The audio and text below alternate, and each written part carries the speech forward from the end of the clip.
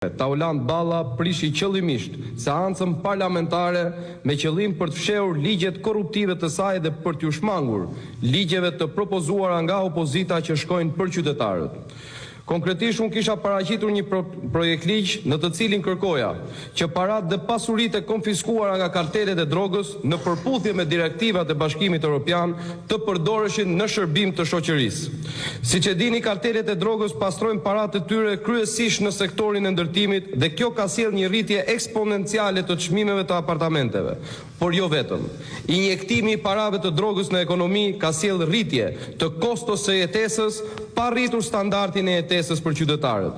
Ndaj ky projekt ligj kërkon që pasuritë e konfiskuara të shfrytëzohen në ndihmë të tre kategorive. Së pari për familjet e efektive të rënë në detyrë si rezultat i përplasjes së tyre me kartelet e drogës. Është turp që sot familjet dhe fëmijët e tyre që kanë dhënë jetën për sigurinë e vendit tonë të përballen me vështirësi ekonomike apo me pamundësi për të blerë qoftë edhe një shtëpi. Ata që sakrifikuan gjithçka për rendin dhe sigurinë e këtij vendi meritojnë dinjitet dhe mbështetje reale nga shteti.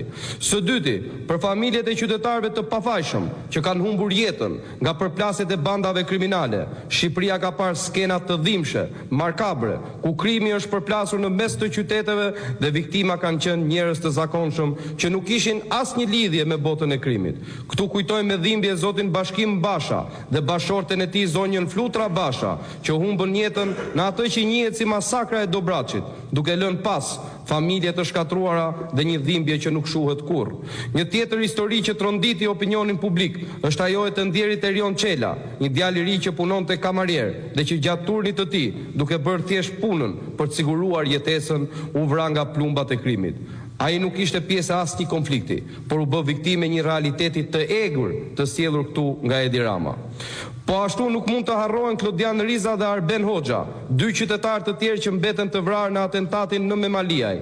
Pas çdo emri ka një familje, ka prindër, ka fëmijë dhe njerëz që sot jetojnë me boshllëkun e një jete të humbur padrejtësisht.